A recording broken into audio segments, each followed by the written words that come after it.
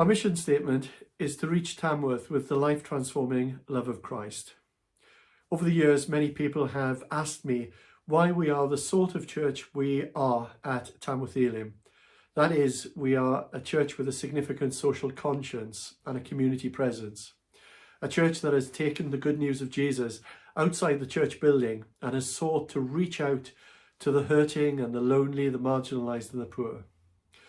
Well, I normally answer that question in two ways. Firstly, our Christian ministry and mission is motivated by our own experience of the life-transforming love of Christ.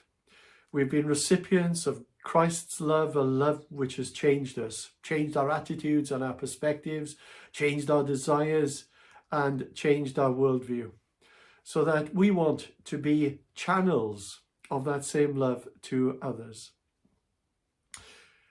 We are the people we are, and we do what we do because we have tasted of God's love, and we just can't help ourselves. That's the bottom line. It isn't about trying to win God's favour or keeping on his good side. Rather, it's the overflow of our hearts, and it comes as natural as breathing. Secondly, we believe that the transformation that we have experienced is what God desires for all people, everywhere. There's an old saying that if you give a man a fish, you can feed him for a day, or you can teach him how to fish and you can feed him for a lifetime.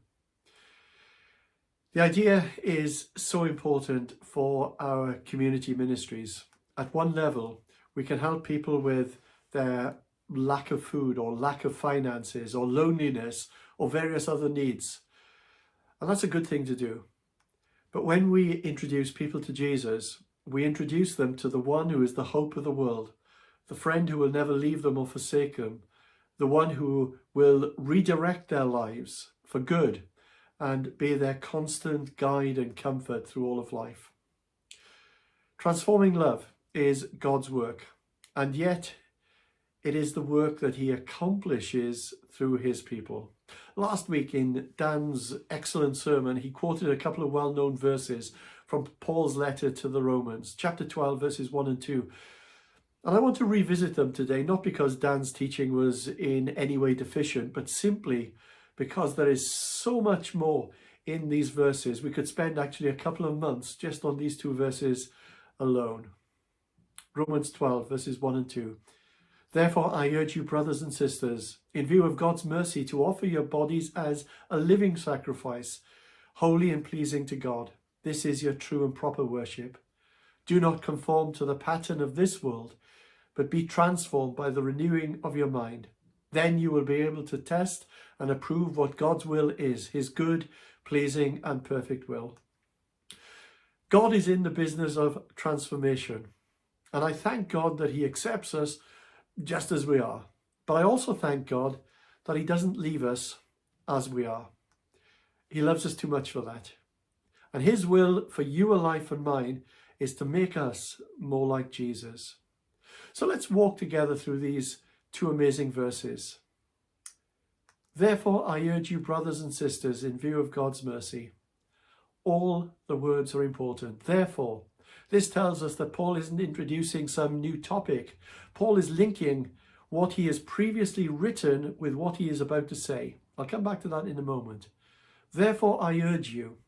Paul's Greek word here for urge is stronger than simply asking them, and not quite so strong as him commanding them.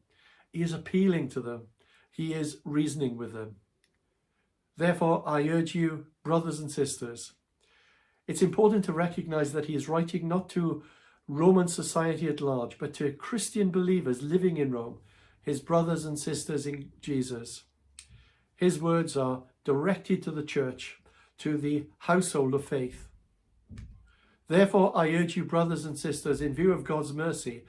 Basically, Paul is saying, in the light of everything that I have written so far in my letter, in chapters 1 through 11, I want you to make a response. In those 11 chapters, I've been unfolding to you some wonderful truths about the mercies of God. I've explained to you how God has given his Son for you and has declared you righteous by your faith in him, and has sent you his life-giving Spirit and has adopted you as his children. And in view of all these mercies, there is an appropriate response, which is to offer your bodies as a living sacrifice. When a person recognizes what God has done for them in Christ, and when they become aware of the magnitude and the awesomeness of God's transforming love, then I believe there will always be a response. In Paul's letters to the Romans and Ephesians and Philippians especially, the first part of the letter is focused on belief, on the wonders of God's grace. And then in each of those letters, Paul moves from belief to behavior, from principles to practice, from doctrine to duty, from creed to conduct. And Paul teaches that what we believe should always inform the way that we live. And Paul was aware of this in his own life. He writes these words in his letter to the Corinthians: "But by the grace of God, I am what I am, and his grace to me was not without effect." That is, his belief in God's grace had an effect upon him and upon the way that he lived and served Jesus. By the grace of God, I am what I am, and his grace to me was not without effect. No, I worked harder than all of them, yet not I, but the grace of God that was with me. Now, Paul has a wonderful balance here. He is saying that his salvation is all of God. It is all because of God's grace, God's unmerited, unconditional, undeserved, unearned, unwarranted love. There's nothing to do here for Paul other than believe and receive that. He didn't earn God's love. But this is the wonderful balance. He says that his grace to me was not without effect. If there's ever a verse to underline in your Bibles, it's this one. Paul is saying that when he grasped the wonder of God's grace, it demanded from him a response. Indeed, Paul gave his life for the cause of Jesus. I must say, though, when I read those verses, I did chuckle to myself, because here we have typical Paul. He just couldn't help himself, it appears. He could have said, his grace to me was not without effect, and just stopped there. But no, Paul, I think, was suffering from a little bit of foot and mouth disease. He opened his mouth and put his foot in it. He says, his grace to me was not without effect. No, I worked harder than them all. Well, who is he speaking about? He was probably speaking about the other apostles. And in fairness, he probably did work harder than all of them. But I'm not so sure he needed to say so. But give Paul his due. He did then retrieve the situation by bringing the focus back on God. Yet not I, but the grace of God that was with me. In the ancient world, sacrifices were made as a part of worship, where an animal would be sacrificed to the gods as a part of their religious ritual. Israel was no different in this. The Old Testament is full of instructions about sacrifices of bulls and goats, as sin offerings and burnt offerings and the like. And needless to say, all the animals were dead. But here Paul speaks of a living sacrifice, which sounds like a contradiction in terms. And the sacrifice was not to be an animal, but the Christian believer himself or herself. I just love the way the Message translation sheds light on this verse. It says this: "So here's what I want you to do, God helping you.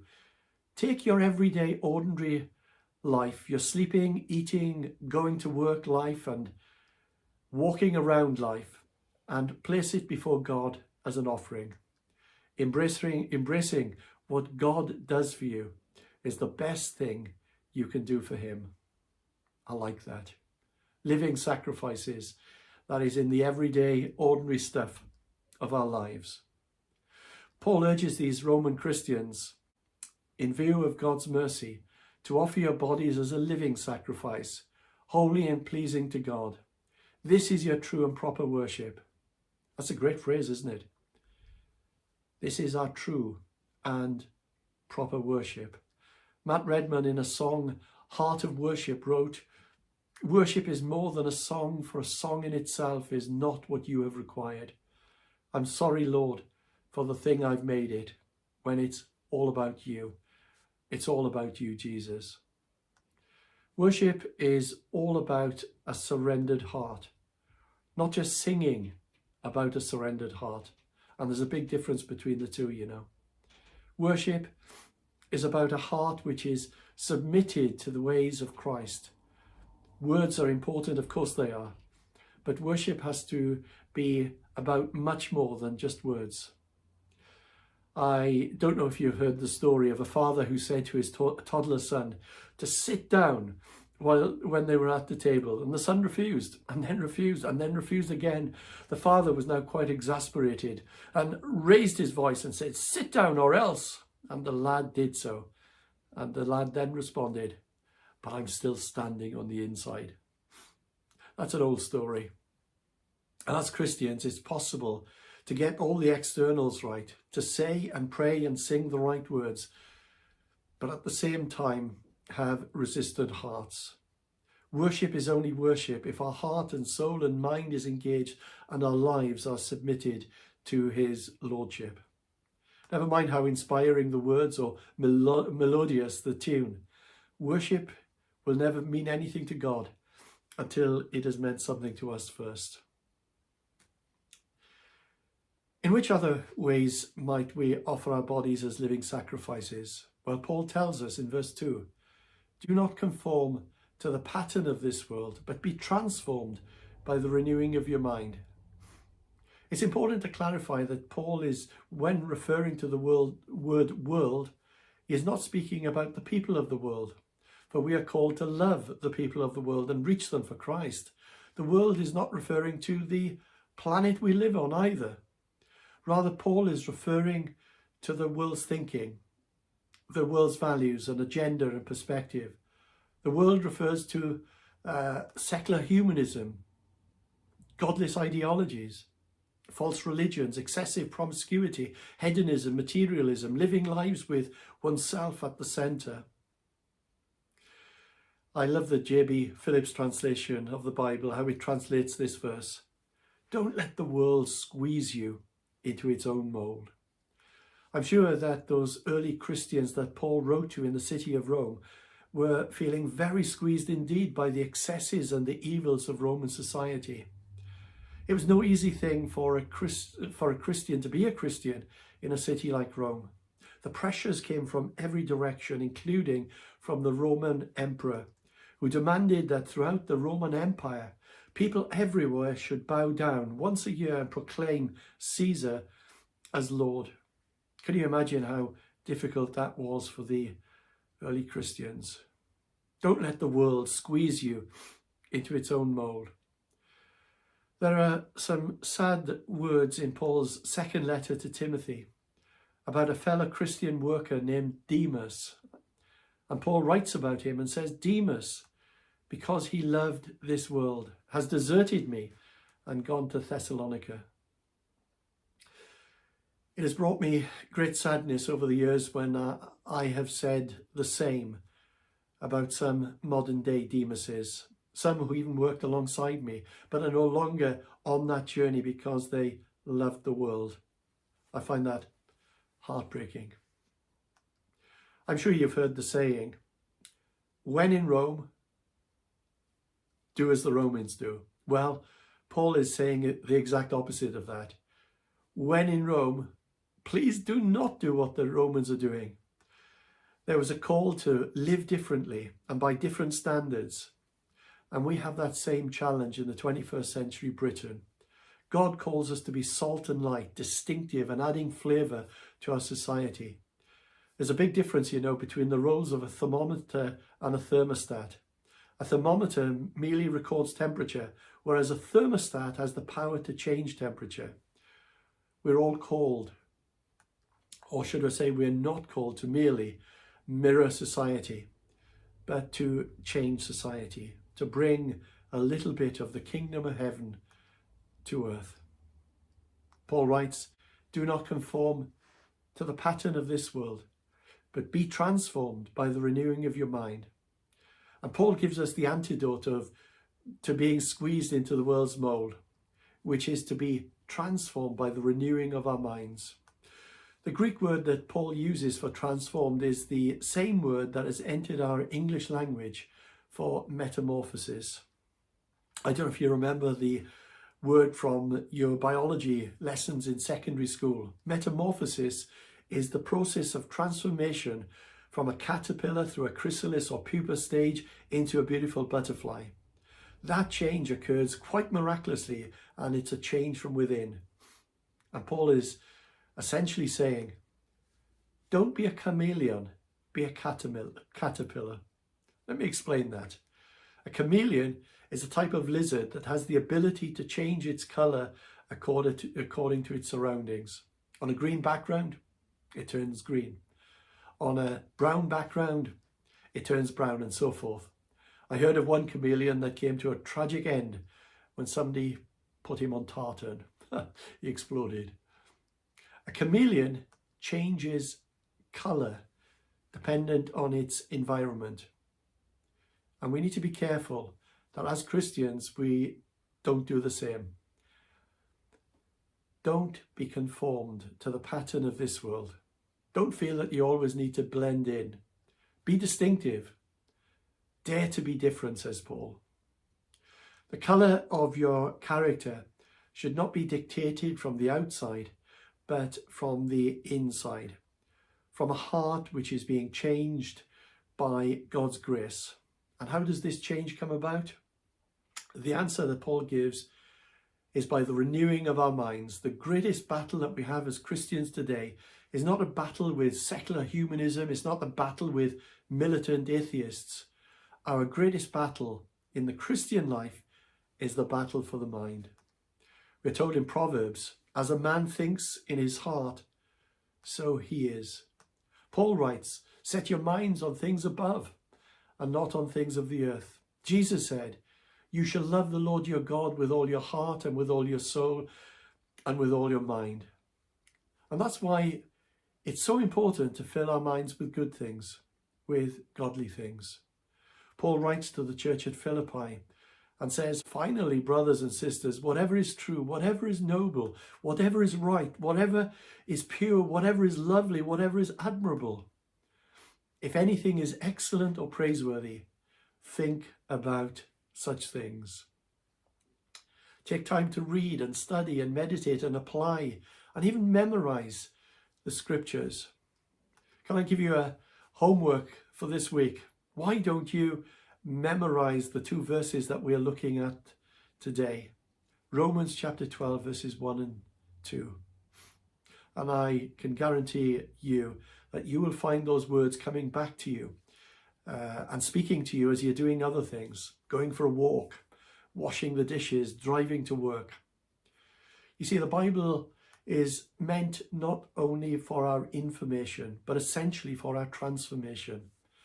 That is God's aim and purpose, not just to make us more knowledgeable and puffed up with our knowledge, but to grow up into maturity and to be rooted in our faith and to be transformed. What's the secret of transformation? The secret of transformation is love. I was speaking with my granddaughter, Amelie, the other day about her lessons at school this week. And Amelie went on to senior school just a few months ago.